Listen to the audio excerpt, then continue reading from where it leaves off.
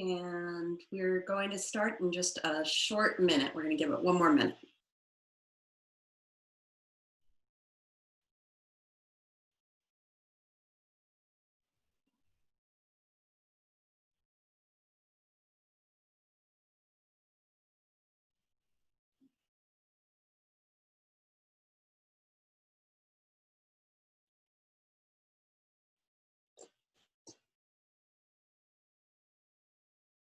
Okay, I have 4:31, so let's go ahead and get started.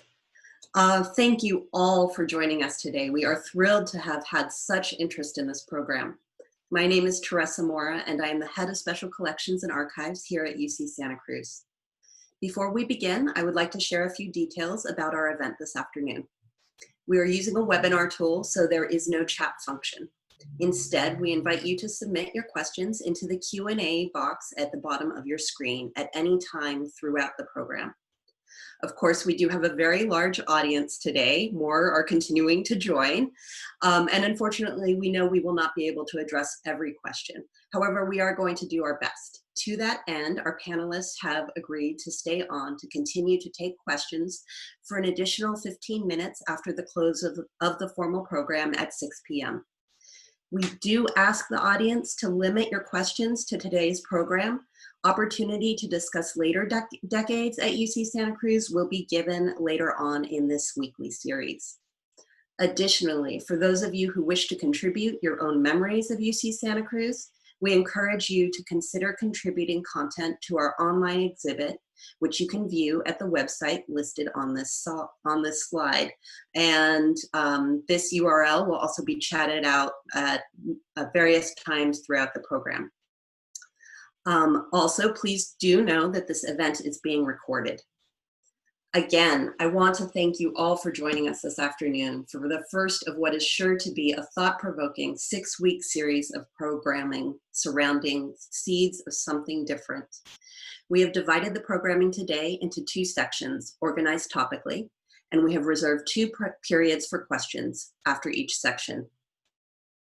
Joining us today are the editors of Seeds, Irene Retty, Sarah Rabkin, and Cameron Vanderskoff.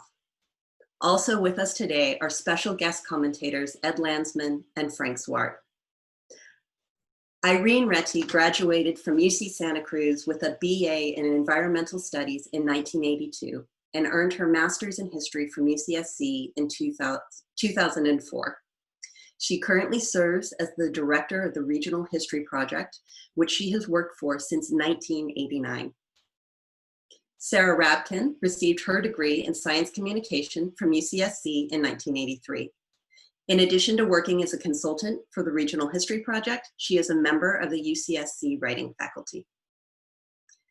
Cameron Vanderskoff is also a UCSC alum, earning his bachelor degrees in both history and literature with a concentration in creative writing in 2011. Based in New York, Cameron works as a consulting oral historian. Joining our editors today are Ed Landsman and Frank Zwart. Professor Landsman was inspired by UC Santa Cruz's emphasis on undergraduate teaching within a major research university and joined the mathematics faculty in 1966. He taught at UCSC until his retirement in 1994. Frank Zwart arrived in Santa Cruz as a student of Cowell College in 1967. He graduated in mathematics and went on to study architecture at Princeton University. Zwart returned to UCSC in 1985 as a staff architect and project manager. He became campus architect in 1988 and later directed the campus's Office of Physical Planning and Construction until his retirement in April of 2010. With that, I will hand over the program to Irene. Welcome, everybody. We want to most especially welcome the several hundred UCSC alumni who have joined us today, as well as the many faculty and staff who've given their lives to building this campus. We are the seeds of something different.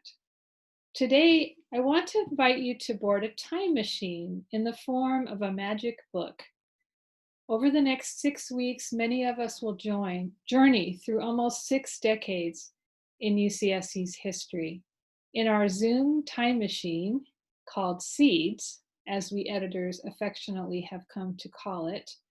We can listen to the words of more than 200 UCSC students, staff, faculty, and administrators that are juxtaposed in a kind of collage of interwoven voices, a conversation across time.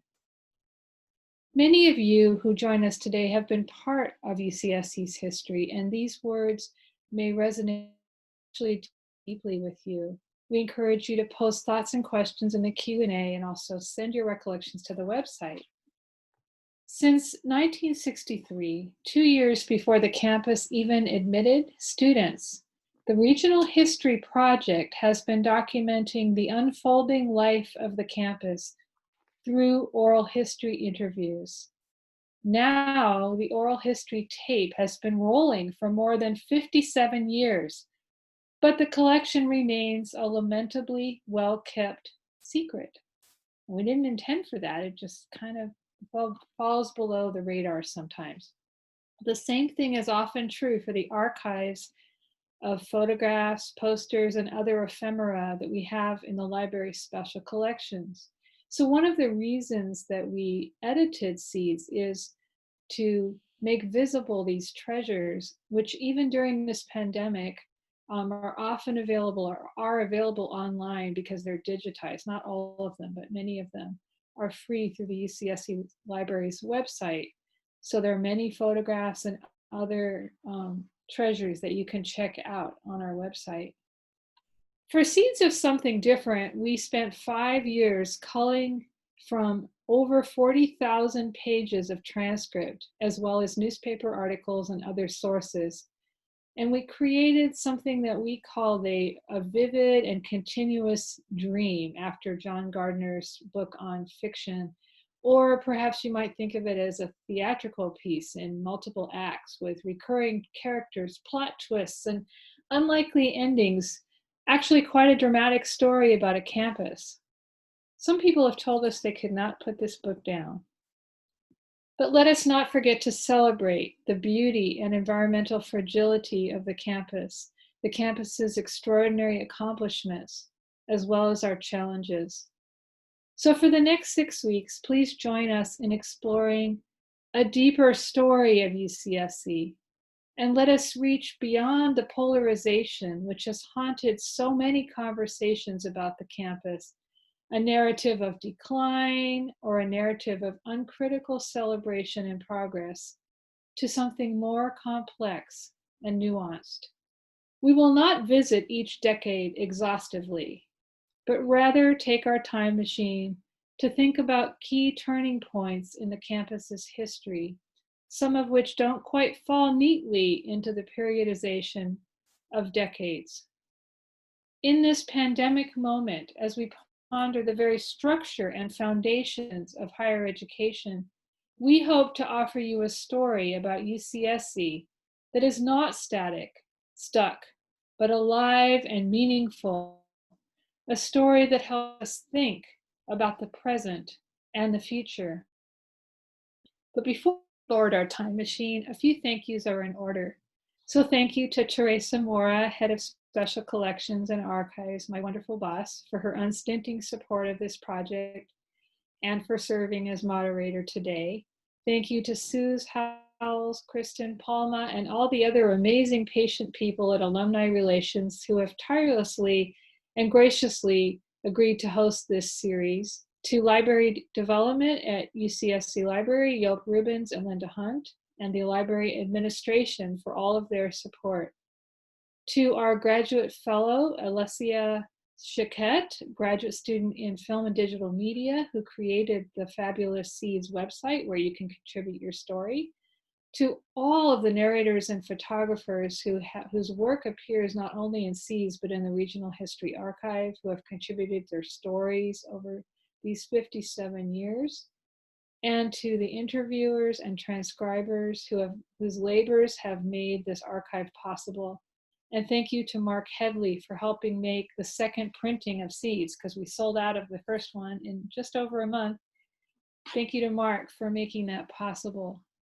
And now, let's board our time machine and let me take you back to 1965. and the opening of this beautiful new campus of the University of California. 1. A scruffy, nascent utopia. The Daily Californian, UC Berkeley student newspaper. Past tidy, box-shaped houses on straight lanes at the outskirts of town, past rickety Andrew Wyeth abandoned ranch buildings and split rail fences, past cows grazing in level meadows that border the road, up over canyons and through dark forests, which suddenly open to show the Pacific splashing hundreds of feet below, scattered among thick redwood groves on what must surely be one of the most magnificent 2,000 acres of land anywhere in the world, stand the first few buildings of the University of California, Santa Cruz. This campus is by far the most ambitious attempt ever made by an American public university to cope with the tax-supported school's traditional problems of size and impersonality. Ansel Adams, first UCSC photographer. What we see today is a landscape which is, in a way, recovering from some severe use, but which might easily suffer a final relapse. It has the great charm of rural integrity, Western style. The barns, fences, and kilns have considerable human significance. This is an opportunity which is extremely rare, perhaps unique in our time. A fresh area, a fresh environmental development, and a fresh approach to education.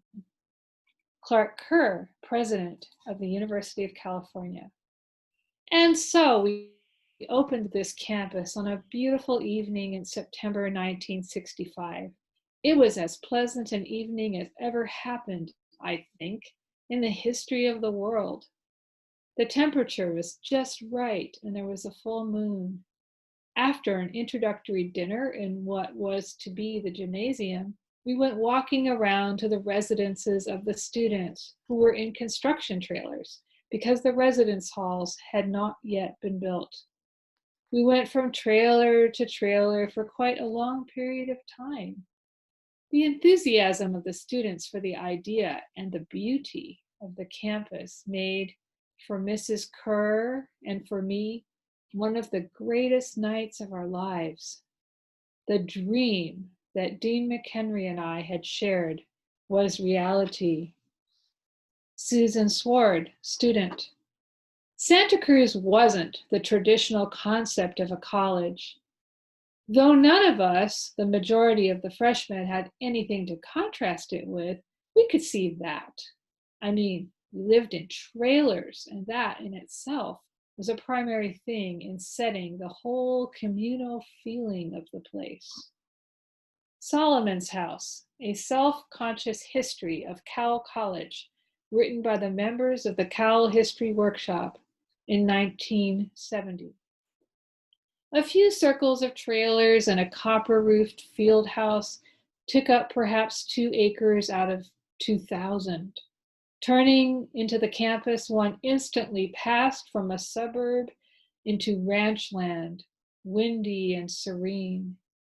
Cattle dotted the fields, grazing close to weathered shacks leaning up against the hills.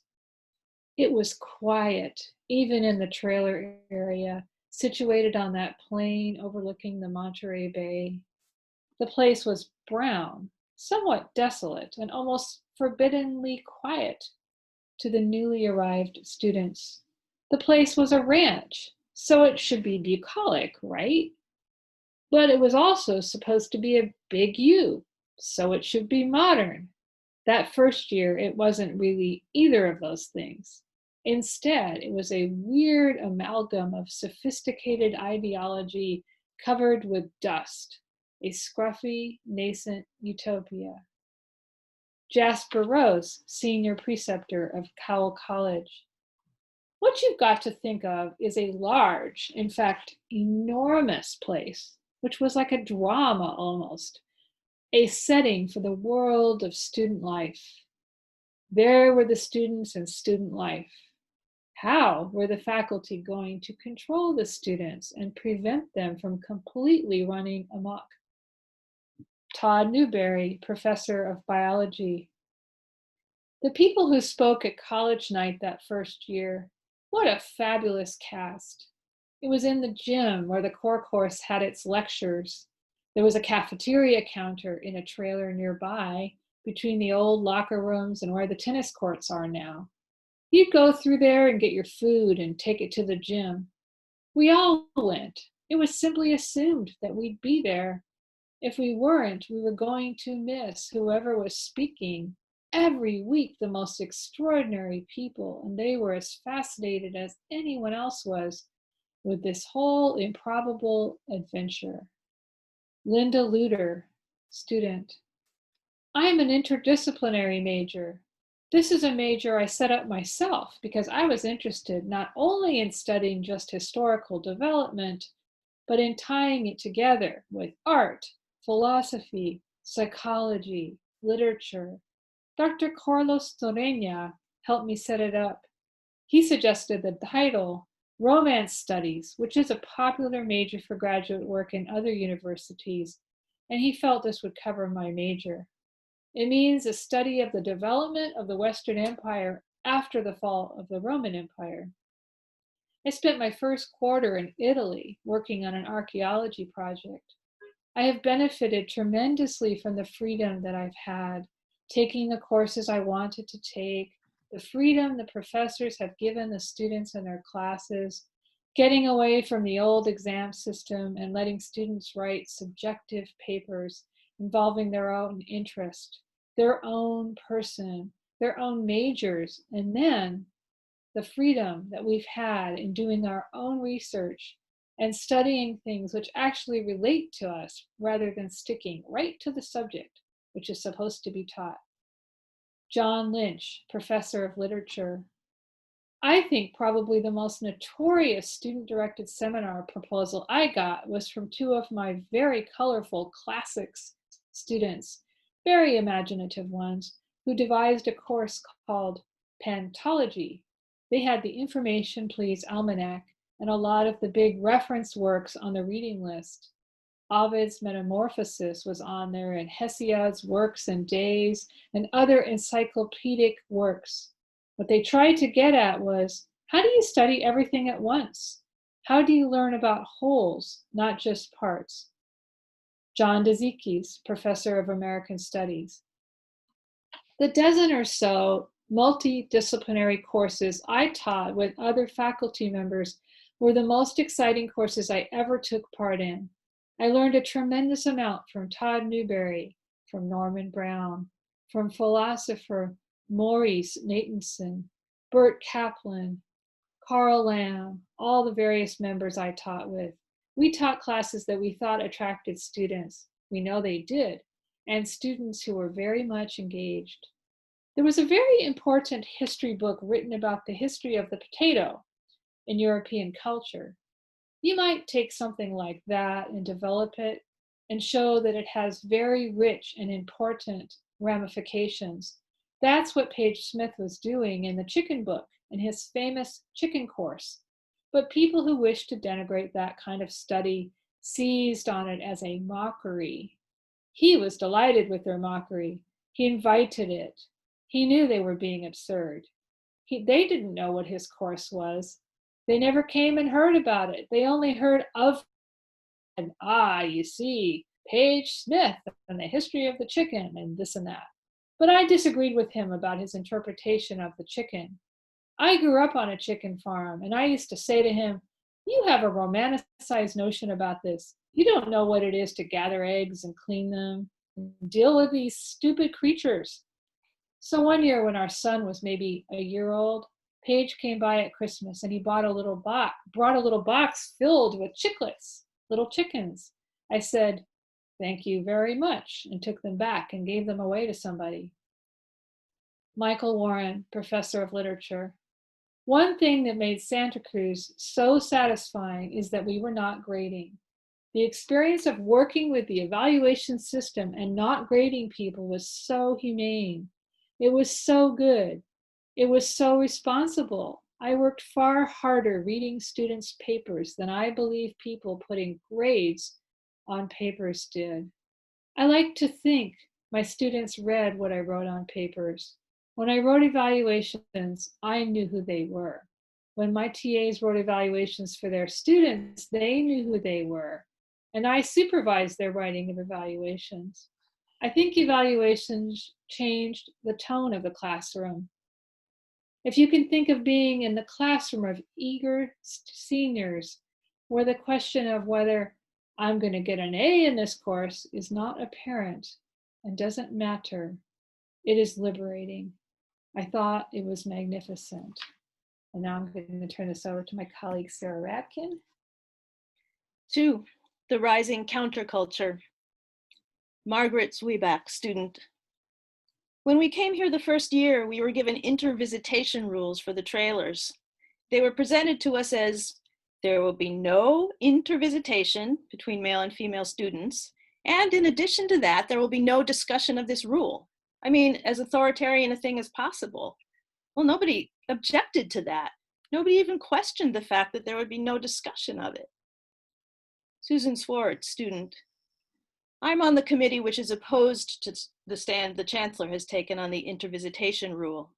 For 2 years, we've been approaching the university on this issue saying, we want it changed. Please do something about it. Russell Smith, student.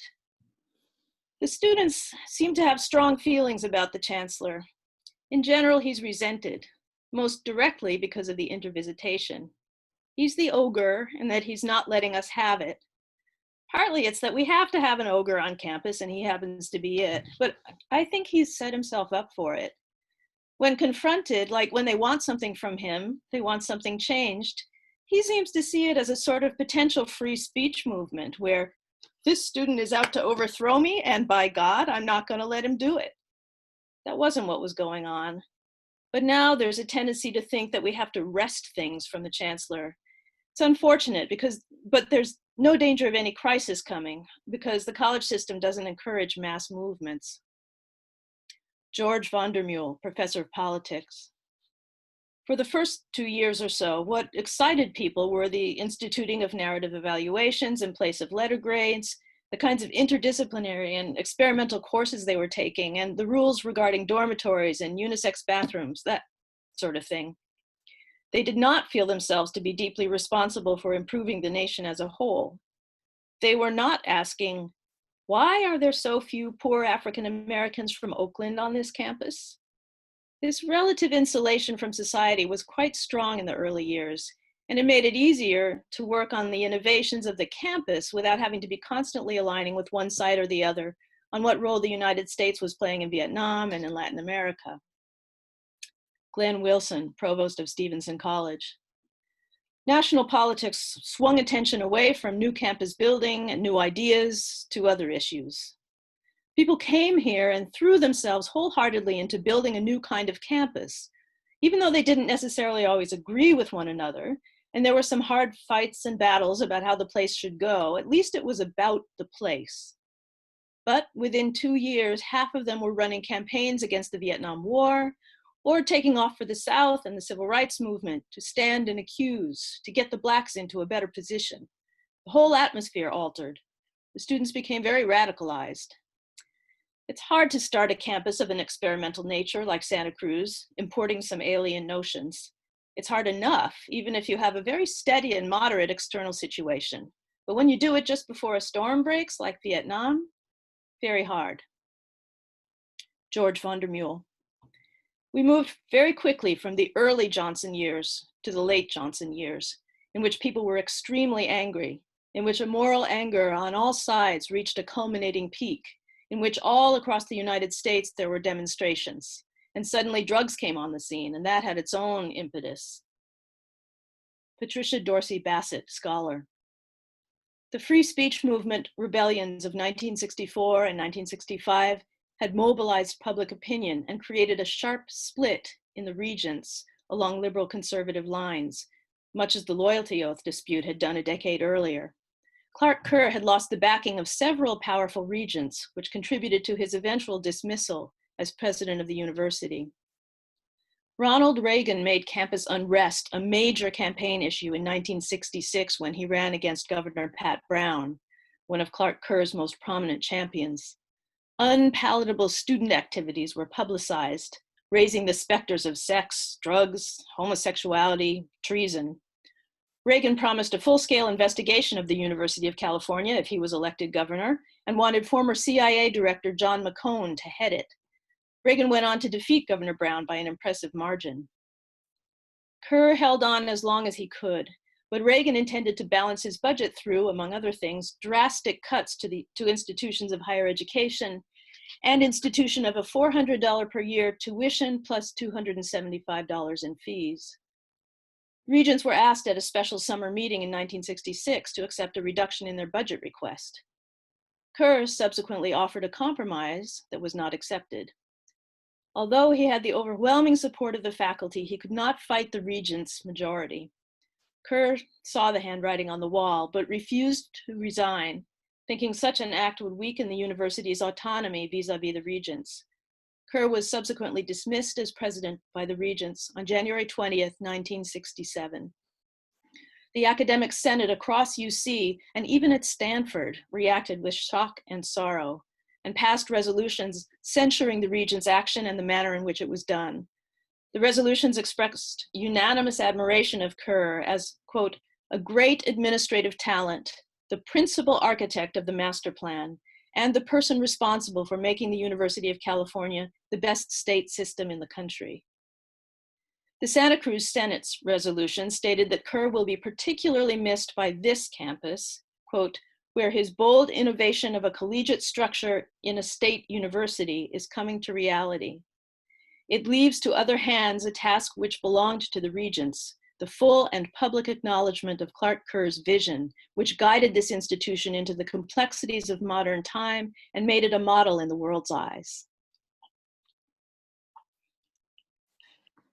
So we are now going to take a few minutes to respond to questions, and if you have questions you would like to put in the Q&A, this is a great time to do it. I'm going to start by, several people have said that they really are visual learners and that they respond strongly to visual material. And of course, this book weaves together both oral history and the visuals. So when you look at Seeds itself, there are over 250 images in the book, including ones from Ansel Adams, but many, many more, including a lot of archival posters and flyers and other imagery of archival imagery from the history of UCSC that's from special collections from a lot of our archives. And in addition to that, we just put a link in the question answer forum that will take you to a slideshow that is on Google of many of those materials, so you don't even have to look in the book for them.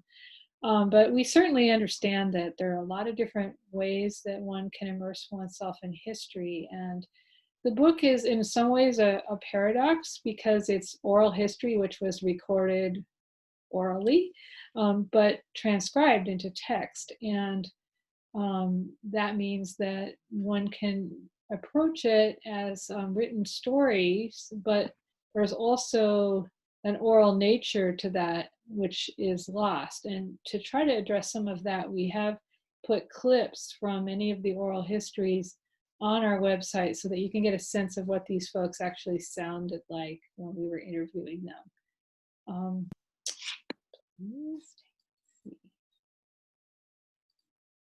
Okay, looks like we got some more questions. Aha. Yes. A question that often comes up. This is a question from Jim Swift. A student quote, "The college system does not encourage mass movements," reminds me of a question I have long had. Is there truth to the rumor that UCSC was created as a place where student activism and student unrest would be minimized? I think some of our commentators might be able to get into that at the end, but I will say for right now, I know that UCSC was created partly in response to the free speech movement and the unrest that was going on at the time. And I think to some extent one could say that it was created as a place that, because of the very nature of the campus being an intimate place that would not be so alienating like Berkeley, the idea was to try to meet some of those demands and needs that were being raised in the free speech movement by creating a different sort of place. I think the idea that they literally set out to not build a plaza where everybody could gather and to make the colleges decentralized so that people wouldn't be able to be activists. From what I've heard in my time as an oral historian for the campus, I don't think there's any truth to that, but perhaps Frank can address that at the end when we get to the commentators. Yeah. Irene, it's Frank. I actually do have some comments about that. Okay, why don't you go ahead now, Frank? I'll talk about it specifically. Yeah. Okay. Yeah. So we'll talk some more about that. Let's see.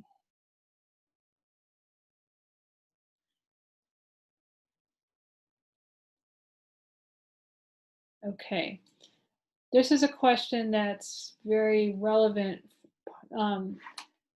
for the second half, but I think we could start to talk about this now, perhaps. Cameron, this one's for you.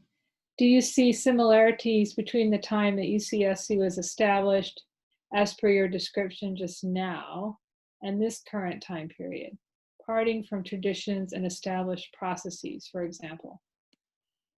Yeah, I mean, I think it's undeniable that UC Santa Cruz has gone through some major sea changes over the years. I was a student there from 2007 to 2011.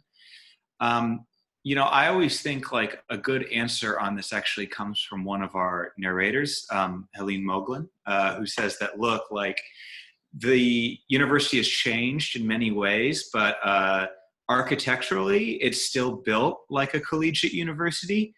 And when I interviewed Professor John Dzikis back in 2011, founding faculty, he referenced that quote and said, so, who knows what the future might hold? Because at the end of the day, we're not built like a conventional university. The layout isn't that. And that's not to diminish, I think, all of the really significant changes that have happened. And I think people who, my mom went to UCSC, as did my aunt, and the UCSC that I went to was really quite different from the one that they described. And it took me several years to find something that resembled it. So like there's generational change, but I always go back to that question of architecture.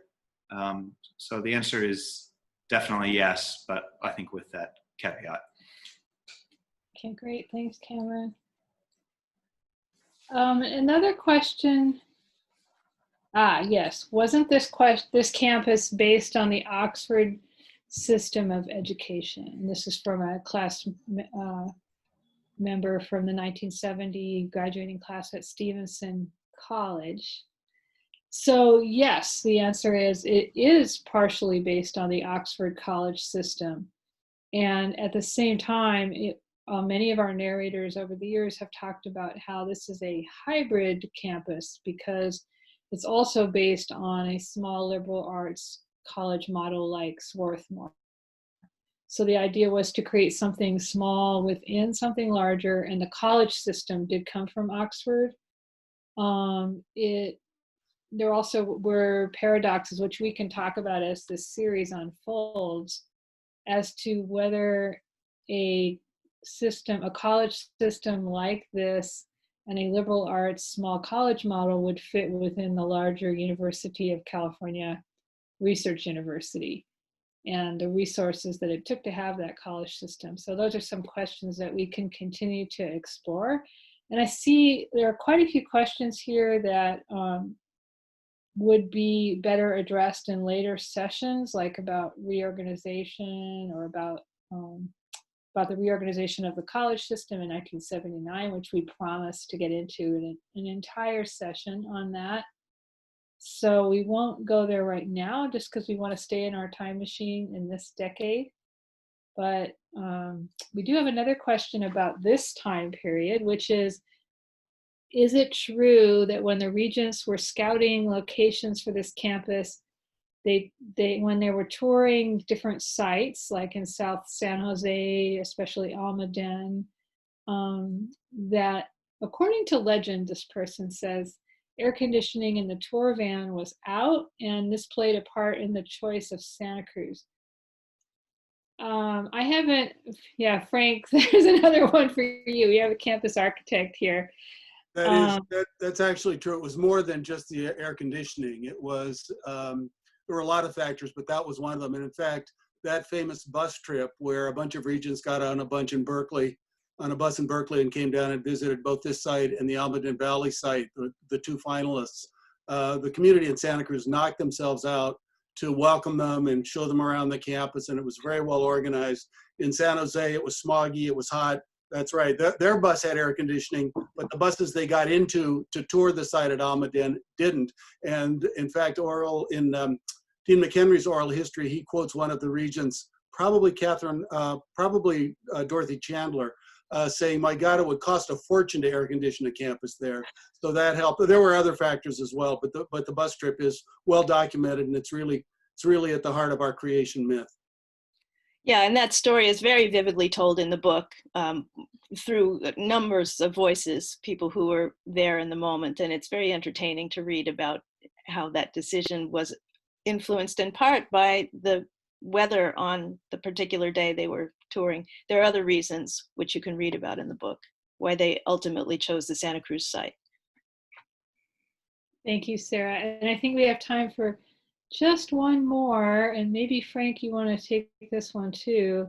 Why was Cal College, the first UCSC college, built where it was on the 2,000-acre campus? Do you know that? I don't. I've looked and looked. Years and years ago, I heard, but I've never seen it documented, that one of the conditions, the Cal Foundation sold the land. They were required under the terms of their charter as a charitable enterprise. They sold the land to the regents and then used some significant portion, maybe all, I'm not positive, of the purchase price to endow a building, and that wound up being Cal College. And what I have heard in oral tradition, but I've never seen it documented, that a condition of that gift was that Cal will be placed on a site that the city could see and that it could see the city. And that certainly fits the Cal site. But as I say, I've heard that story, but I don't have anything to prove it. Right, and of course the original plan for the campus siting was to put it down, but all the buildings down near where the farm is now, right? Not up in the woods, but down in the meadow. The city and county, as part of their what's the word that I want, courtship of the regents to attract them here, did hire some very, very well-regarded architects and planners in the Bay Area. And the plan that they developed essentially had the meadows full of what looked like a very conventional 1960s era college campus.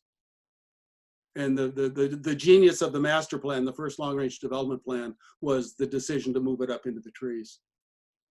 Thank you, Frank. It's great having you here, and we'll hear more from Frank and also from Ed Landesman after our next reading, which we are now ready for, from Cameron Vanderskoff. Hi, good afternoon, good evening, everyone from New York. Just before I read, I just wanted to lay out a very quick statement. Those of us affiliated with UCSC today got an email from the Chancellor on anti-racism and equity in academia. And so we just wanted to we got this about 2 hours ago. We just wanted to make a small statement, in solidarity and in support of today's strike for Black lives, and indeed with the Black Lives Matter movement. And the section where I'm about to read is about the 60s, which was also a time where people asked hard questions about society and what, to quote John Dezikis, our individual moral actions are or should be in this time. So part 3 is called Then I Got My Draft Notice. Bill Dickinson, student. I got here in September of 1965, and I was dreaming that I would be a US Senator. Then in November, I got my draft notice. Vietnam had escalated. I didn't want to go. And quite apart from the fact that I didn't want to go to war at all, I didn't want to leave UCSC at that point. I had just gotten here. Russell Smith, student. For a person my age and my sex, when you're faced with the military, you have three alternatives: serving, going to Canada, or going to jail. I feel very fortunate in having a 2S student deferment right now because I won't have to decide, hopefully, for another year or more. But you look at the paper and it doesn't look too good. It's a war every 20 years. Richard Furnow, student. I don't know of anyone who is planning on trying to go to this war. They're all like running one way or another, you know. Steve Kafka, student. I decided that the war was a manifestation of the larger cultural and social forces operating, directing American life, and that if I didn't want to have to be a part of that, or wanted somehow to find an alternative way to live, I needed to learn how to grow my own food. So I went up to the Chadwick Garden in the spring and started working there. I figured out that I could, if I lived in poverty, work there for the summer because there was food at the garden and you could sleep in the woods if necessary. John Dezikis, professor. We were overwhelmed by the concurrent development of the counterculture. Flower power, the Vietnam War, and all of those things. While we continued our focus on what we were teaching, we were also tremendously involved in other elements that I think broke the focus for many people about undergraduate teaching. And it became other important aspects. What's the role of the university in terms of American political culture? My own role was not as a protester, but as a person who talked to students about it, especially students who were uneasy about protesting and political activism. Students found out, a number of them, the men, that I had been in the Army. Paige Smith had served in World War II. So had one or two of the others, but most of the senior faculty were younger than that. I'd been in the Army, and for the next few years, students, men, would come and talk to me in the most serious way about conscription, the draft, Vietnam. What should they do? And I would say to them, I'm never going to tell you what to do, but I'll talk honestly to you. Jasper Rose. I was very opposed to the beastly business of the war in Vietnam being pursued relentlessly by the world. I didn't want a world in which young people were torn into shreds by having to make up their mind whether they were, at that particular moment, pro and anti. William Shipley, professor of linguistics. Mark Okrand is the guy who wrote the Klingon language that they use in Star Trek. He was a linguistics major here. He was gay. Mark is about 5 foot 2 inches, and he weighed in those days about 115 pounds. Well, the draft situation was that if you weighed less than 110 pounds, you could get out of the draft. So Mark and I were having these discussions. Should he tell them he was gay? We were a little worried about what that might mean for his future if that information got recorded by the Army. So we decided that what he ought to do is to go the other route. He fasted for 2 weeks before he went to the physical, and he was down to 109. He got out of the draft that way. Part 4, it was the wave of the future. Rick Eisensee, student. The time that we were here from 1968 to 1972 was such a tumultuous time in this country. There was the anti-war movement, People's Park. We had demonstrations on campus. We blocked Highway 1. And there was a strike. and somebody blew up the kiosk at the base of campus. Kent State and the charged political environment led to a conscious awareness of all kinds of social issues and involvements of many people. Politics was a big deal on this campus. Ellen Marie Bolf, student. 2 years ago, student activists were much more optimistic and willing to talk to administrators or to talk to public officials and try to make themselves understood, make themselves liked. Now, their feeling is much more destructive and bitter. They feel that they're not getting anywhere. Glenn Omatsu, student. The occupation of central services was spurred by the beatings and things that were going on at Berkeley as UC's reaction to the People's Park protests. And if you talk to a lot of the Black students, some of the Chicanos, and even some of the Asian Americans, you'll find that a lot of them were really upset. We really felt bad that it took something like the shooting or beating of white kids to motivate white kids to action. Like last quarter, Berkeley was on strike, and one Mexican-American kid, was beaten over at Berkeley, and he was in a coma for a few days, and they thought he was going to die, but he didn't, fortunately. But nothing happened at other campuses. Black people get killed in the ghettos every day. Black people are beaten at other campuses. Still, nothing happens. The same way with Chicanos. And as far as Asians go, in Vietnam, people are being killed every single day, but still, nothing happens. And then one kid gets killed at Berkeley, and he just happens to be white. And suddenly, all the white students decide that this is enough and that this has got to stop. Richard Furnow, student. I know some who were involved with picketing for the student strike, some who just struck, and some who just stayed home and weren't sure what they were doing. No matter where you stood on the spectrum, it really affected people's lives. The whole spirit of the strike amongst the radicals was to polarize the situation. You know, whether you stand with Governor Reagan or whether you stand with the liberals or someone on campus. They, and a lot of them are my friends, wanted to force people to think about it. Margaret Zwieback, student. In many ways, the Chancellor has done fantastic things for UCSC. We've got a great reputation. We've got, I don't know how many people applying for faculty positions, but pretty much we're able to pick and choose. It's a beautiful campus. The college system is working. But there's been a tendency on Chancellor McHenry's part to feel that the preservation of the institution is more important than the individuals in the institution. For instance, we went to talk to him saying that there was a lack of communication between the central administration and the students. And we felt that he had to start getting out to students more.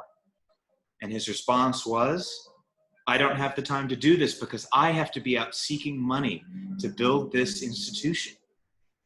Well, now, as Chancellor, perhaps this was the only answer he could give. But I think, as we've seen over this past year, this has been a disastrous thing for the student body. There's absolutely no communication anymore between the central administration and the students. A tremendous amount of alienation. The Chancellor's actions have alienated a great many faculty members. People have labeled the Central Services Building the Citadel. It is no relation to us. Marilyn Shea, student. I recognize that Chancellor McHenry is responsible for this campus existing. At the strike meeting, I felt very deeply that he didn't have very much faith in the students. In the 2 years that I've been here, Chancellor McHenry has become further and further removed from the students. I've talked with Chancellor McHenry on several occasions, and I think he's a really nice person. When he left the strike meeting on Sunday night, I felt a great deal of empathy for him. because he looked like such a sad man. And I felt that it was so unnecessary because most of the students here have the same concerns he does. They think that what's happened in Santa Cruz has been very worthwhile, and they don't want to jeopardize it either. That's the most tragic thing about this. The communication between the students and Chancellor McHenry has broken down. I'd give anything to see it reopened. I don't think our goals and his goals are that different. Richard Furnow, student. People feel strongly about Santa Cruz. They like some of the things that are trying to be done here and being close to the faculty and working with the faculty. Then somehow it's like the whole outside world came in and said, no matter if you like Santa Cruz or not, it's part of the University of California. It's the University of California that's responsible for what happened at Berkeley. And so you strike. You say, okay, I just happened to be born when I was. I just happened to be living in the 60s. But that doesn't mean I have to be a revolutionary. That doesn't mean I have to be a Reaganite. I can leave. I can just avoid it all. Just bury your head in the sand. A lot of people think the whole lid's going to blow off, and you just don't even want to be here at all. I think most people are up in the air about the future. 10 years ago, you went to college to get a job, to fit in. Right now, it's an open question. Everybody wonders, what do you do when you get out? People want to do something creative, and they want to do something socially responsible. They really do.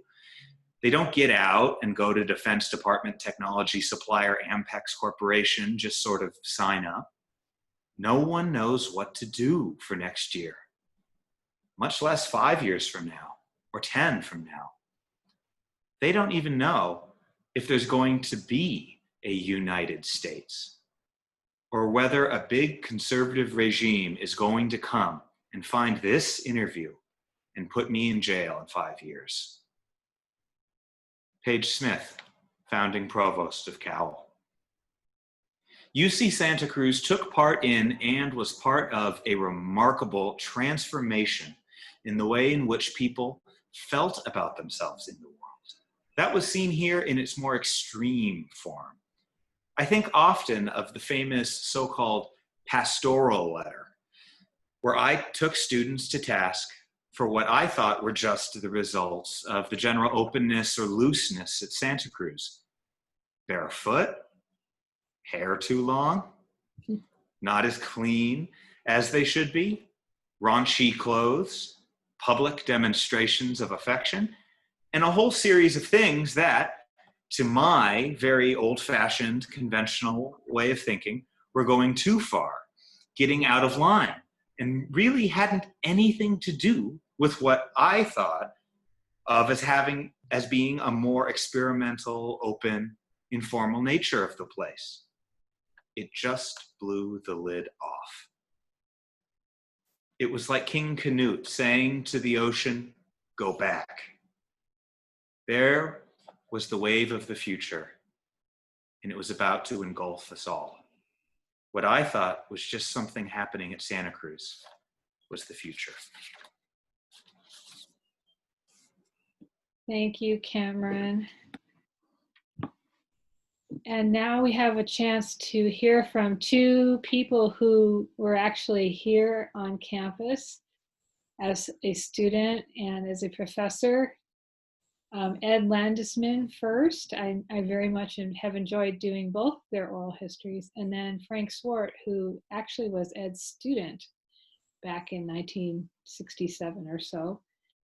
So we're going to give each of them a chance to respond to what they've heard and give some thoughts, and then we will open up the question and answer period again for questions to all of the Seeds team as well as for Ed and Frank.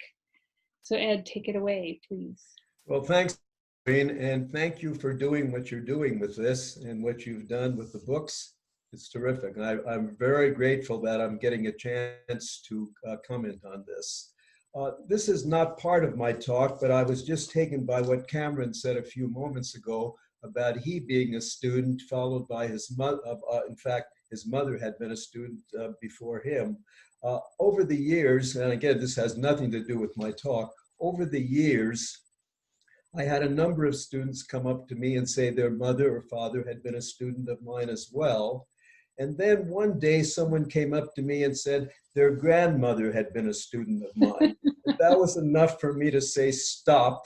That was not a compliment. Let me go on with what I'm going to talk about here. What drew me to Santa Cruz was very much what drew other people here as well. So what I will say is often things that had to do with me, but they applied to other faculty just as they did to me. Kerr and McHenry's vision of this campus, with emphasis on undergraduate education and a commitment to quality teaching along with research, just did it. It was just the thing I needed to hear. I, like other faculty, had a chance to go to other places. In fact, in my early career, I could have gone as one place to Bell Laboratories, a major research institution that was just top-notch in this country and in the world. I chose to come to Santa Cruz, and I never regretted it. Like when Kerr arrived, I had that same feeling as what he had said. That day when I came here, it was a feeling of excitement that I cannot describe. It was fantastic, and that excitement continued for many, many years. The campus had grown. I came the second year. The campus had grown from 600 students to 1,200 students.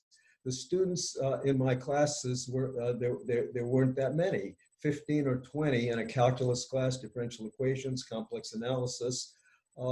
But the students were terrific. In fact, I remember in one class, I think as many as half the students went in and got doctorates in mathematics. And those who did not went on for incredible careers outside of mathematics. A perfect example, Frank Zwart, who you'll hear from in a moment.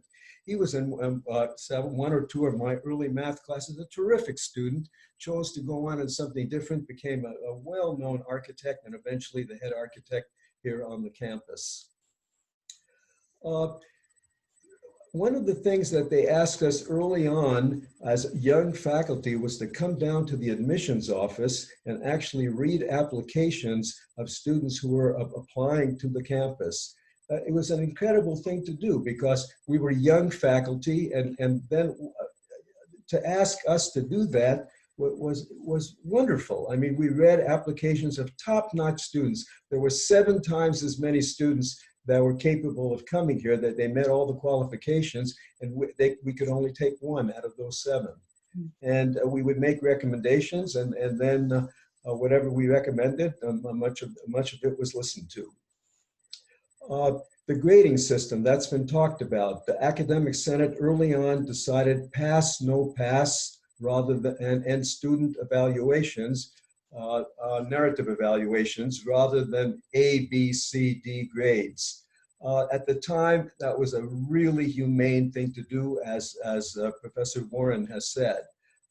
It gave us a chance to really get to know students, and instead of just putting a letter grade by their name, writing a paragraph or 2 about them and saying their capabilities and their abilities and how they had done in the classroom, and I found that to be excellent. Later on, as classes got larger, that changed, but I will not talk about that right now. In fact, I have only 10 minutes. I think the units that were given are too small, but that's okay. Let's move on.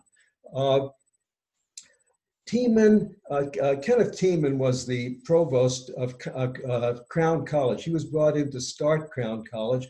I was very lucky to be chosen a year in advance to be in that college. And what he did was incredible. He brought in key scientists as well as other major faculty members from all around the country.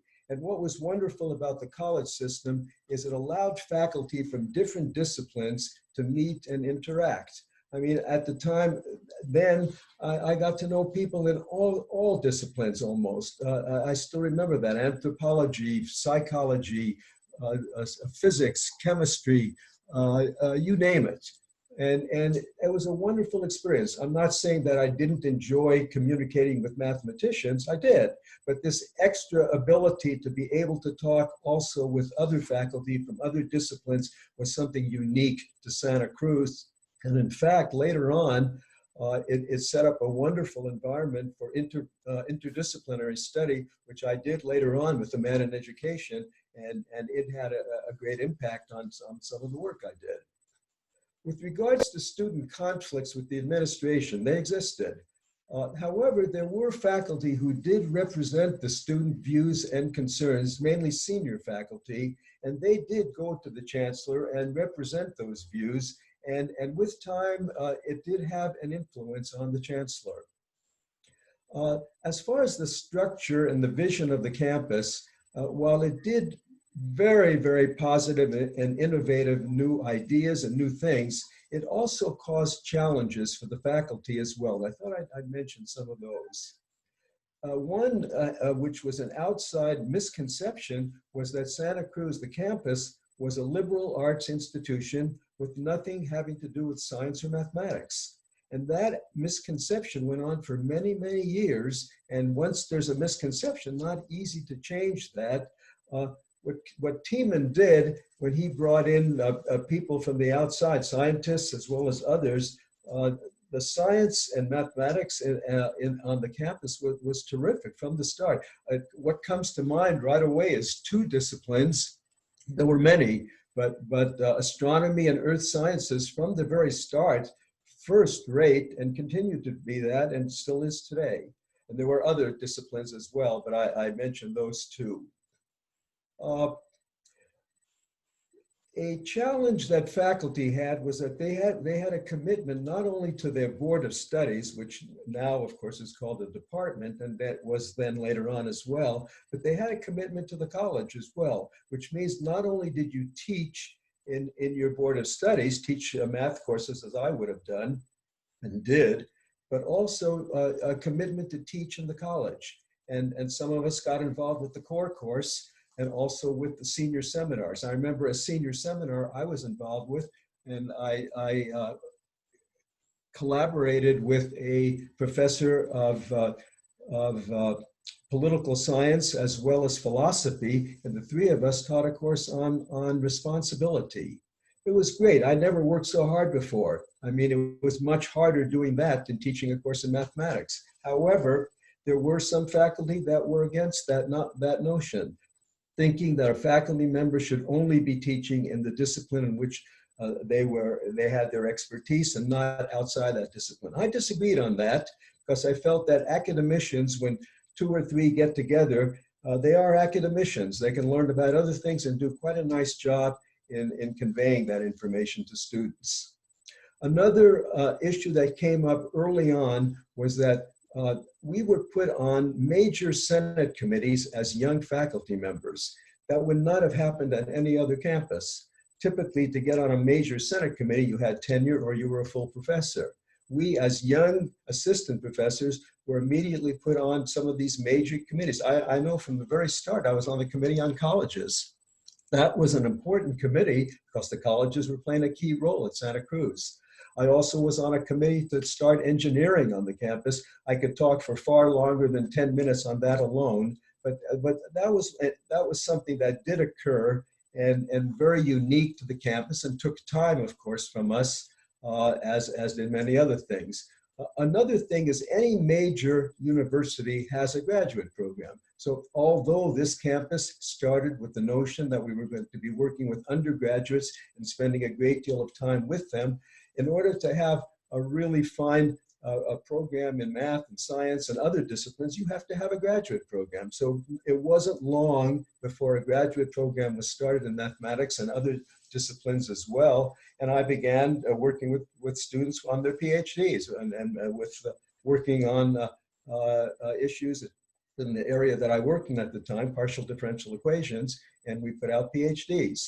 All of this is meant to say that all of the time and effort that we were putting in for undergraduates, we had other things we had to do as well, and I was taking time from that initial vision and initial reason we came to the campus. And along those lines, when it came to getting tenure, your research was sent out to the best people in the world for their comments, and that was sent back. Many of those people, if not most of them, did not know the difference between any other major university and UC Santa Cruz, hence probably did not realize all the other commitments that we as faculty had. But the point I'm trying to make is if a faculty was going to survive on the campus with all the time and efforts that they spent with students, they better have well done their research as well, otherwise it might not be too good. Finally, one or two other things with student conflicts with the world situation. As students confronted these conflicts with the draft, the Vietnam War, and the Civil Rights Movement, I tried to accommodate them pretty much in the way that John DeZica said.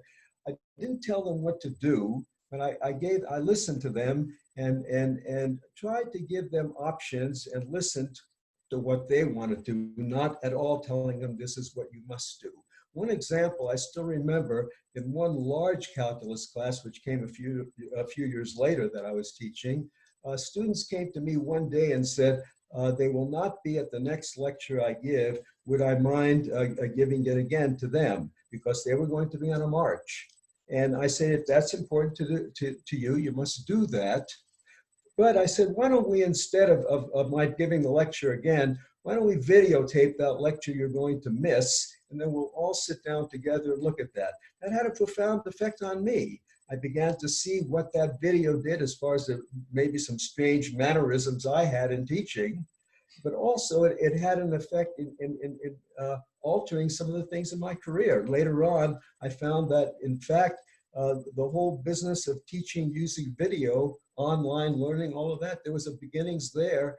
And suddenly I was doing something else in technology and math education, which the National Science Foundation and others began to fund. But it was all because of an accident in many ways, because students said they weren't going to be at one of my lectures. As a wrap up, I'd like to give you another example of creativity of students, which is a bit different than what I've been talking about. And that's the following.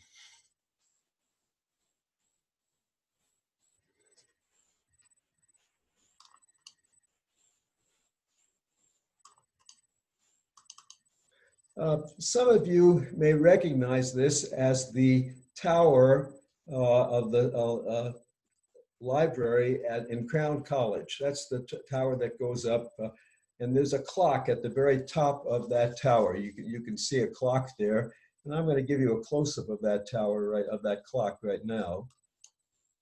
There it is. If you look at that carefully, you'll notice there's a face on there, a caricature. Well, that was my face. In the middle 70s, I was provost of Crown for a while. And in the middle of the night, I guess, the students must have gone up there and done that. And I know the next day when I was walking in the courtyard, some students were pointing and grinning. And I suddenly looked up and realized I was there. I always took that as a compliment, because some of the other people they had on there were Mickey Mouse and Lennon. In order to complete what I have to say, I'd like to following. Research is a key to a major university, but quality teaching should always be given great emphasis, as was the dream and the reasons why Kerr and McHenry started the campus. I can say this as a final sentence. If I had the opportunity to do this all over again, I wouldn't hesitate for a second and would come to this campus. It was great then, it's great now. A bit different, but still great. Thank you so much, Ed. And please, everybody, if you would like, check out Ed Landesman's oral history, which is online in its full text on the Regional Histories website, as are the oral histories of everyone we interviewed. So you don't have to just see the little excerpt in the book. You can have several hours of Ed's thoughts or Frank's thoughts or anyone else that you're interested in. So now I want to turn it over to Frank. And Frank, you're still muted. No, I'm unmuted, I hope. Now you are. It's such a treat to share a screen with Ed. I still remember having him 3 times a week studying complex analysis, and he'd work his way through a detailed proof. And about 2 steps from the end, he would turn to us and say, and now it's all over but the shouting. And he would go on to finish the proof. So I found my notebook from complex analysis in 1969, and written on the inside is, and it's all over but the shouting. So Ed was a fine, fine teacher, a great teacher. I want to start with just an incredible word of appreciation for the editors of this book and the work that they did. For those of us in the audience, if you don't have it, go out and buy it. If you have it and it's just on your shelf, pull it down and read it. I finished it about 2 weeks ago, and there was a discovery on almost every page. It's just a real pleasure. I don't know how to describe it, whether I should describe it as a biography of the campus or an autobiography, but it was certainly, and maybe even as a love letter to the campus, but it was a labor of love for all of them. In reading through the readings that the editors chose for today, I sort of organized my comments in sort of 3 groups. One is the character, the nature of the time and place, the place of California as it was at the time in the 60s that gave rise to the campus, the kind of scruffy utopia that the founders were trying to create, and then what happened, that friction between our scruffy utopia and the rest of the world. I'm going to fast forward. I graduated in 1971, and as Teresa said in her introduction, I went to architecture school at Princeton, and while I was there, the brother of a classmate said to me at one point, "What was it like growing up in California?" And I was taken aback. I really didn't know how to respond to that. That was sort of, I think I probably said something like, well, that's like asking a fish about water. It's the only world I knew. But as I saw more places and as time went on, the answer to that question got a little clearer in my mind. And as campus architect, I would find myself talking to people about the campus, its architecture, its planning, its history. And I would often start off by saying how hard it was to convey to contemporary audiences, and especially to younger audiences, what just the spirit of optimism that pervaded California at that time. And I recalled an issue of Look magazine. Look was a competitor to Life magazine.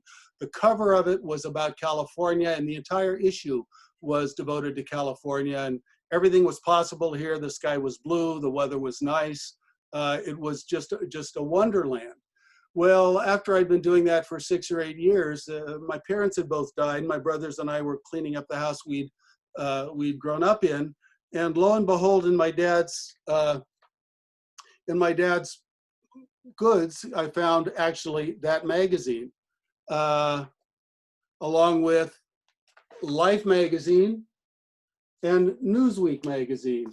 And in opening up the Look magazine, this is not showing very well on my screen. I think it has to be in front of me.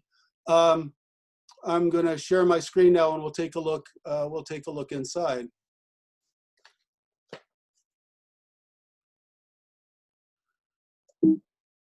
Inside, I was quite surprised to see a whole page or half a page dedicated to Paige Smith. Educator in Paradise, the bang and whir of new construction only softly penetrates the silence of the redwood groves. Barefoot boys and girls carry books along pathways flecked with sun and shadow, and there are gentle meadows of wildflowers overlooking the Pacific. 2,000 acres, a campus, another California dream coming true. This is the University of California at Santa Cruz. So the whole spirit of optimism, of anything was possible, I think infused everything that Dean McHenry and the founding faculty did. And reaching to the book now, a couple of quotes that sort of cement that. The beginning of the 4th chapter, Finding Faculty for the Experiment, Jasper Rose says, "Most of all, I was enthusiastic about the thought of a new campus, something different. Anything could happen." Or Todd Newberry, the last quote in that same chapter. "I had the sense that if any public university could teach with the spirit of a private university, then the University of California had a shot at it. Most public universities probably didn't have the confidence or the will or the power to do that. If it was going to happen anywhere, it was going to be here in California. The idea of small classes, the idea that a great public university could concentrate on undergraduate education, even transform it. That sense of optimism was just in the air everywhere. Back to Page Smith's letter, he's described as a charming, practical visionary, a Californian out of Dartmouth and Harvard, historian, prize-winning biographer of John Adams, who wants to break down those academic departmental walls that falsify the world and take the adventure out of scholarship. Not enough to crossbreed, say, psychology and anthropology. Why not treat larger categories? Why not a course in tradition or loyalty? But then the outside world intruded, and this is exemplified probably most by the Vietnam War. And this cover of Life magazine is here quite by chance. So you're going to see something inside it in a moment. But I think the readings that we heard today really talk about the impact that had on the people at Santa Cruz. 2 evenings are etched in my memory of my time at Santa Cruz in this regard. On March 31st, 1968, Lyndon Johnson announced, and we were all watching it on television, "I shall not seek and will not accept the nomination of my party for another term as your president." And the 2 residence halls, courtyards at Cal just exploded in great glee. The alternative to that was a few years later, Richard Nixon had been elected and the draft lottery was held, the first draft lottery on December 1st, 1969. And it was a moment that was determining our futures. I was lucky. My birthday wasn't picked until number 347, so I didn't have to worry about the draft. But that wasn't true about most of my classmates, or many of my classmates. But the community reaction to those events was really quite profound, and as I say, they've stuck with me to this day. We talked a little bit earlier about the whole free speech movement, and among the let's see, the outside effects the outside events that affected the campus, it was the free speech movement. But as we said before, the rumor is the campus was planned in reaction to that. Actually, it wasn't. The free speech movement occurred in the fall and primarily December 1964 when all of the arrests occurred. And this issue of Life magazine, the one that had the Vietnamese stamp on the cover, had an interview with Mario Savio. This was just a little more than a month after the arrests at Berkeley. But what was so interesting about it was that much of what he was saying was very similar to what Clark Kerr and Dean McHenry were trying to fight as they established Santa Cruz. The university is a vast public utility which turns out future workers in today's vineyard, the military-industrial complex. They've got to be processed in the most efficient way to see to it that they have the fewest dissenting opinions, that they have just those characteristics which are wholly incompatible with being an intellectual. They should supply us with more teachers and give them conditions under which they could teach, so they wouldn't have to be producing nonsensical publications for journals, things that should never have been written and won't be read. There he's almost parroting or saying something that I heard Page Smith say on many educations. It's got to be a dialogue, getting an education.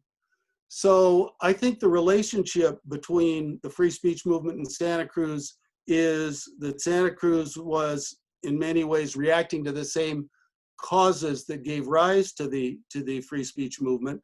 But it also became interesting. This is an article from the Los Angeles Times that also appeared in January of 1965. After the first Regents meeting after the free speech movement, cozy campus created at Santa Cruz. The crisis besetting the University of California's Regents for 3 months has subsided, but out of them, a new perspective on mass education has evolved, which may most directly affect a new campus opening at Santa Cruz. The meeting at La Jolla, emphasis was on the need to create a sense of identity within the massive campuses of the university. The Santa Cruz represent the most direct attack on this problem, which in recent months exploded into the free speech movement. And it quotes the academic dean of the campus, Robert Tachirgi, who was a scientist himself. This echo of Santa Cruz is a very nostalgic one for most educators. It is a sentimental standard by which all education is judged, the residential community of scholars and students living, learning, and working together. And in fact, recall that Dean McHenry was a political scientist by training. I think that McHenry used the free speech movement as an argument in favor of supporting the Santa Cruz idea, which wasn't entirely adopted by the regents. And I think McHenry used it to his advantage. He said after the vote that undoubtedly Berkeley's free speech movement troubles had contributed to the regent's determination to push ahead at Santa Cruz. The "it will cost more" syndrome seemed weaker, said McHenry. We are heartened by this increased concern for the undergraduate. So, I think it's telling that we really were a product of that time, and we reacted to that time as a campus. And I just want to go back in my concluding comments to the last reading that Cameron did, quoting Paige Smith about the transformation about the world. The wave of the future, it was about to engulf us. What I thought was just happening, it was just something's happening at Santa Cruz was the future. In a sense, those 1960s were rather of a psychic continental divide that divided before and after, and Santa Cruz was very much moving into that future. And those are the ends of my comments, and I think it's time for some questions now.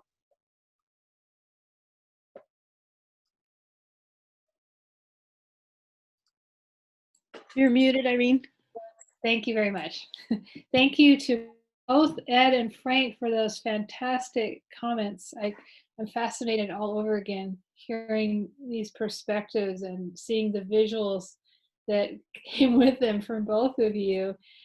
We got some nice comments like Ed, somebody said, "You rocked in 1969 and you still rock." And Frank, your presentation was great. Thank you. Some of the questions that have come up, one is about how a large segment of the first faculty at UCSC were new professors, very young, just out of school, just out of graduate school professors. How did that impact the shaping of the campus academically? Maybe Ed, you want to take that? Along with the young professors that came in, there were senior ones as well. McHenry was very careful as far as what he did in recruiting people to come. By the way, along those lines, on the people that he did recruit early on, he went around actually going from place to place and talking to those people. I remember when he came down, I was at UCLA that year, he came down to talk to me personally, and he was very careful as far, and by the way, the questions he asked were giveaways. I mean, what he asked me was clear. I knew what I'd have to answer, but I didn't answer because I knew he wanted those answers. I answered them because I truly believed what they were doing. With regards to young faculty, as I earlier indicated, the faculty had responsibilities that they would not have had on any other campus, but it all worked. And there were enough senior faculty there to keep things going as well. And the combination just worked. That's all I can say. Was there discord on some things? Of course. That's true in any institution as well as in society in general. But the nice thing about it is it worked. And it was very exciting. And there could be disagreement, but things worked. Thank you, Ed. We have a question for Frank about Kresge College. Frank, I was one of the first Kresge class members. There was a class that actually planned Kresge. In 1970 to 71, we began the site walks and architectural work for the campus to come. At the time, we thought the design would result in a quote, Italian hill village, e.g. Assisi in the woods. What really happened what happened because we got stucco and blue instead of stone and mortar and vino? Well, there are two parts of the answer to the last part of that question. Well, the vino stuff, they would have had to change the drinking age in Santa Cruz to make that workable. But what happened to the quality of construction had entirely to do with the budget. Dean McHenry had promised the regents that it wouldn't cost any more to develop a campus at Santa Cruz than anywhere else. And so the budget, I think the project was somewhat under budgeted. But as far as the Italian hill town goes, it's very interesting. in preparation for the 50th anniversary a few years ago, I worked with Emeriti faculty Virginia Jansen, who I believe is watching, hi Virginia, Michael Cowan and Jim Clifford on an architectural exhibition. And we went up and had lunch with an architect in Berkeley, Marvin Buchanan, who taught at Berkeley for many years and who worked with Charles Moore and Bill Turnbull, who were the original architects of Kresge at the time that it was being conceived. And in his telling of this story, it was always intended to be a street, given the nature of the site and what they wanted to accomplish there. But the reading of it as an Italian hill town didn't come until many years later, which we found quite fascinating. Okay. So here's a question for you, Ed. You mentioned before, you showed us this amazing picture of your face on the clock at Crown College. Was this role as provost of one of the colleges a role that you enjoyed or valued, or was it more of an obligation that you felt a responsibility to fulfill, or a mixture? In some sense, it was a mixture, but I think probably more the latter. I really enjoyed being in the classroom, teaching, working with students, and doing some research. I was brought into administration several times as provost in the middle 70s for a couple of years, and then later on as associate academic vice chancellor for undergraduate education. I saw those as things that I could do to help, but I must say that my enjoyment, they were fine, but my real enjoyment was always being in the classroom, working with students, whether they were undergraduate or graduate, and doing some research. So yes, I did those things, but the one at the provost at Crown was an especially tough one because there had been unrest, and they brought me in at a time when there was unrest, and that had been due to a number of factors. And I did it for a couple of years, but I do believe, and I'm happy to say that I brought some stability to it in those couple of years. But then I was just as happy to get out and go back into the classroom. Certainly understandable. Let's see. Another question we've gotten is, what was the relationship between Cal Berkeley and UCSC in the early days? Now, we've seen that there was a complicated relationship in terms of the protests that were happening at Berkeley at People's Park, and the ways in which protesters at Berkeley were inspiring protest at UCSC. My understanding, maybe you know this, Frank, or either of you, that there were quite a number of staff people who came from Berkeley as well as faculty. I know that the founding campus engineer had worked at, Lou Fackler had worked at Berkeley. Was Santa Cruz a little mini Berkeley in some ways, could you say? It's really hard to know. I've also seen in some old newspaper articles, even before the campus opened, Dean McHenry would have staff members down, and they had a big picnic, and they even invited the Cal Straw Hat Band down to perform.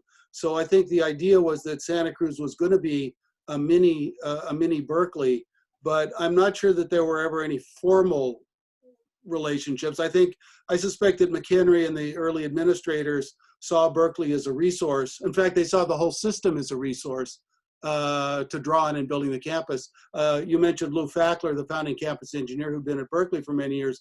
One of my points of pride is that the first UC Santa Cruz employee was not Dean McHenry. It was its campus architect, Jack Wagstaff, who had been the campus architect at UC San Francisco. And there was a man named Robert Evans who'd been the system-wide university architect. And he told me that he had nominated Wagstaff because he had just come through a very tough hospital project at UC San Francisco. They didn't know who the chancellor was going to be. And he said if Wagstaff could get along with all those doctors, he could get along with anybody. And he was sent down as the very first employee on campus. But again, it was the administration using one of the other campuses as a resource in developing this new place. And I know that certainly when we went through the archive, one of the speeches I found of Dean McHenry's, because he used to go out and talk to the Kiwanis Club and, you know, all kinds of other local clubs, was called The Bear Comes Over the Mountain. And that was why we titled the chapter about the planning of the campus, The Bear Comes Over the Mountain, referring to Cal bears. And so I think there was that picnic, they actually brought people from Berkeley down to show them what they were doing here, I think probably as part of Dean's public relations efforts. And speaking of Dean, I forgot to tell a story as we talked about the planning of the campus and was it or wasn't it in relation to the free speech movement. Years later, I became campus architect in 1988. And that fall, my wife and I took a driving trip to the Pacific Northwest. And when we got back, we were at a campus function of some sort, and Dean McHenry was there. So I mentioned that we had been up there and that we had gone in the outskirts of Vancouver, British Columbia. We'd gone to Simon Fraser University. And he said, well, you know, he said, that campus, which is a very different physical layout than UC Santa Cruz, he said, that campus was an exact contemporary of ours. We both opened in the fall of 1965, he said. But you know, he said, I think when they put that big plaza right outside the administration building, they made a terrible mistake. So I hope that sheds a little doubt on what I say so confidently about the two didn't go back and forth. Okay. I think we have time for just about one more question in the formal program. Well, I'm going to pick a question here that I think is a great segue to next week's session, which will be on the changing city on a hill. This question comes from a woman named Linda Peterson. As a woman looking back, I realized that many disciplines were quite traditional in their acceptance of women, i.e. women weren't meant to be mathematicians or economists. Ed, do you have a comment on that?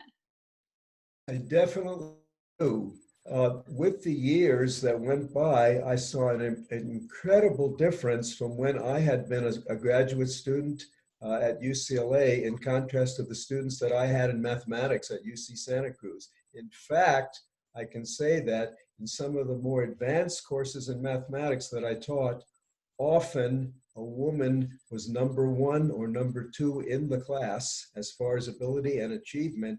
And there was an incredible difference as far as the number of women who were taking mathematics. When I was a student, a graduate student at UCLA, there might have been 2 or 3 women in the class who were in mathematics. By the time I finished at UC Santa Cruz, often it was half the class were women. So there was a real good change. And I was really happy to see that. By the way, my wife's a mathematician. Yes. We communicate well to each other. Wonderful. Thank you for that. And with that, I'd like to thank all of our panelists, as well as this wonderfully engaged audience for joining us today. I would also like to encourage you all to join us next week when Professors Olga Najera Ramirez and Jay Herman Blake will join us as we discuss the changing city on the hill, as Irene just referenced, the 1970s at UC Santa Cruz. For more information on SEEDS and the Regional History Project, as well as the recording of today's program, please do go to the link on this slide. I'm about to share it in chat as well. Again, our panelists will stay on and continue to take questions until 6:15. Thank you all once again and have a wonderful evening. Thank you, Teresa. And I see many excited comments here about how much people have enjoyed this. Goodness, we're getting some very specific questions here. Frank, can you discuss the inclined walkway through the center of Kresge with the angled steps? They were certainly interesting on a skateboard in the 1970s before it was thought to ban it. Yeah, I don't know enough about the details of the Kresge design. Someone said to me, again, this is a piece of oral reckoning or oral history, and I don't know how accurate it is, that it was seen as a break in the watershed, as there was a water feature originally up at the town hall. There was a little fountain that Charles Moore and particularly Charles Moore and Bill Turnbull, but Moore sort of like to do spoofy things in their architecture. There was a little fountain that was fed by a water sprinkler, a lawn sprinkler, and then there was a water course that worked its way all the way down the collet, down the middle of the street. Doesn't work very well in a dry climate, but that was supposed to be a break in the water flow. Someone told me that, but I've got no way to back it up. Okay, wow. Some of these things are just really hard to trace. It's amazing, even for people who've worked for decades with the architecture of the campus. We have a question. Irene, I would Yeah, also go just, ahead. just quickly chime in that the lore about them by the time I was a student is that Uh-huh. all the Kresge students and so on, when I was there from 7 to 11, they called them the acid steps. So there was this like kind of like counterculturally kind of like weird like lore about them. Uh-huh. But I mean, I have no idea where that name came from, but that was like definitely the student shorthand for them by the time I was there. So. So this is getting ahead just a little bit, but as I said in my introduction, it's hard to periodize the campus according to neat little decades. So this is a question for Ed. What are your memories of events around the election of 1972? Was it a major milestone? I believe UCSC generated one of the largest percentage of votes for McGovern in the state and also brought support for the Coastal Initiative and some of the first progressive environmental voices on the Board of Supervisors. I mean, either of you could answer this, but this person specifically asked for Ed. Yeah, I can't say offhand I remember anything specific about that. I'm sure if I thought about it and I was given more time to think about it, I might be able to, but at the moment, nothing comes to mind. Okay.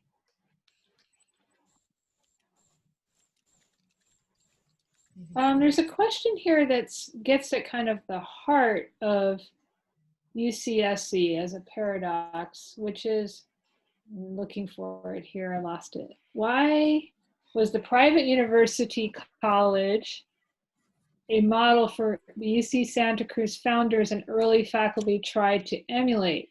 How can a public university be other than a public university?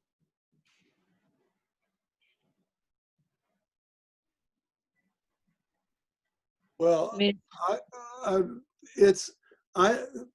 we like to think of ourselves at Santa Cruz as the experimental campus of the three new campuses from the 1960s, us and Irvine and San Diego.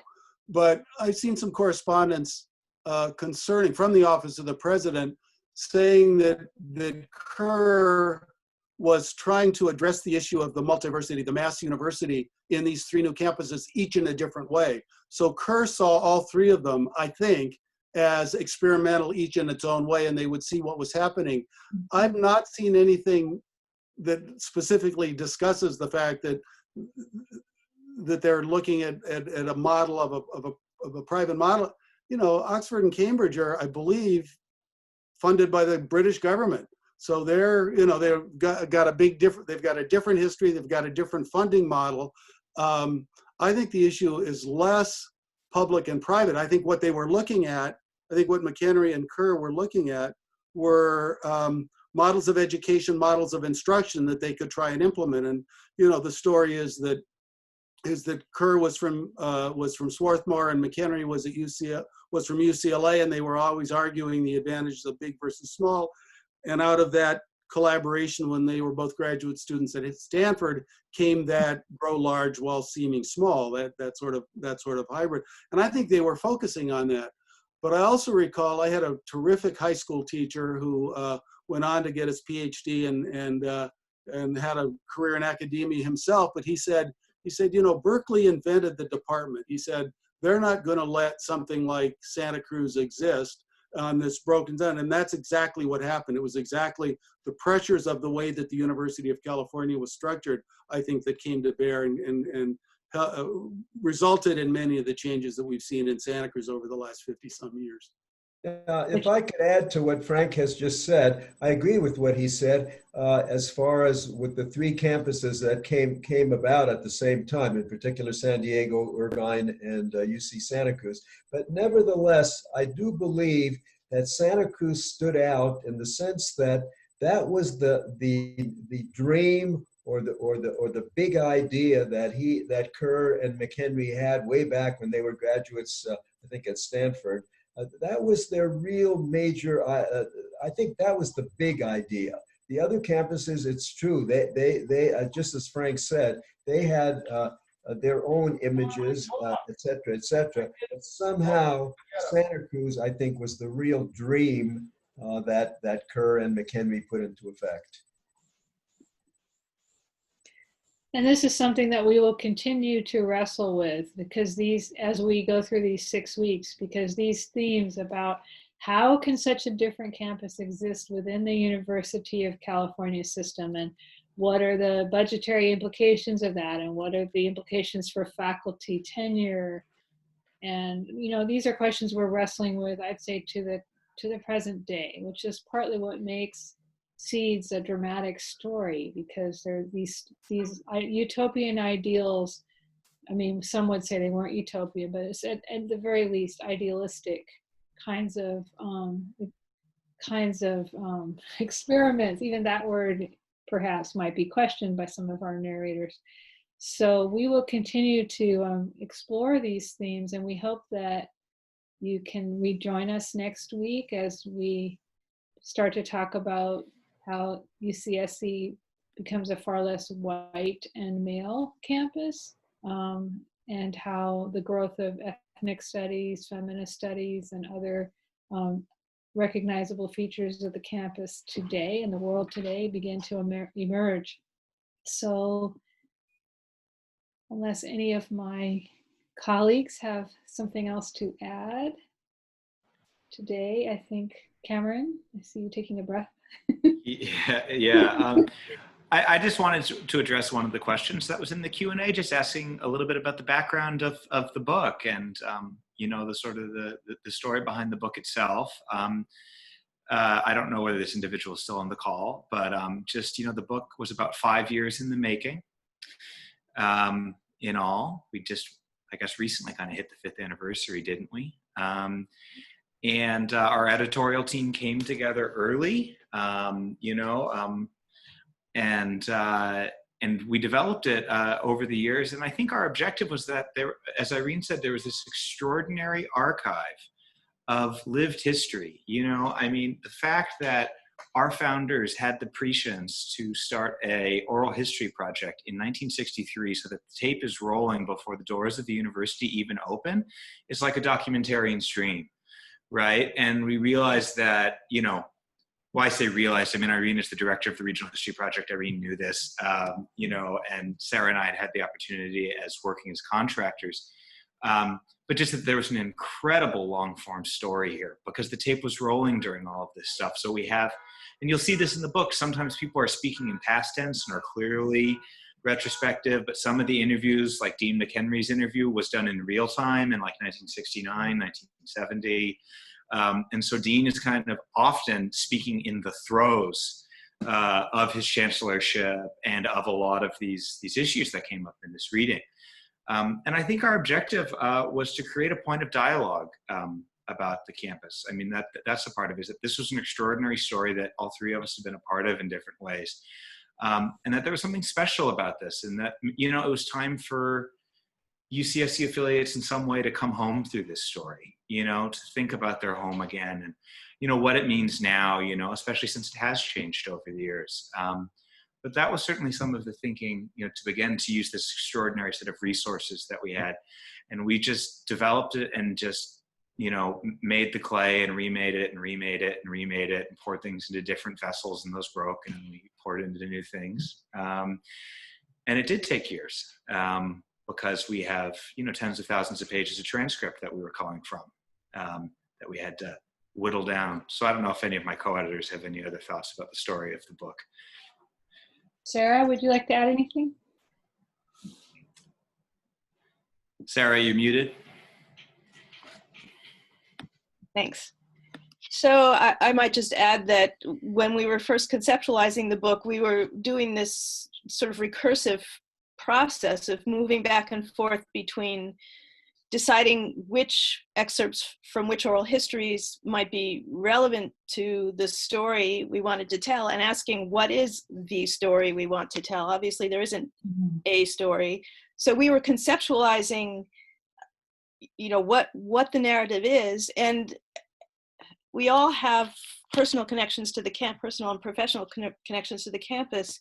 But, we, as 3 white editors with various other limitations, we knew we had a limited perspective. So one of the things we did quite early on in the editorial process was to turn to a number of people who'd been on the campus for a long time and who'd been very thoughtfully writing and thinking about what issues and events and concerns really come to the fore when you think about what UCSC means. And so we're very appreciative of the folks who, we asked them, if you were approaching this project, what would you think of as central themes, issues,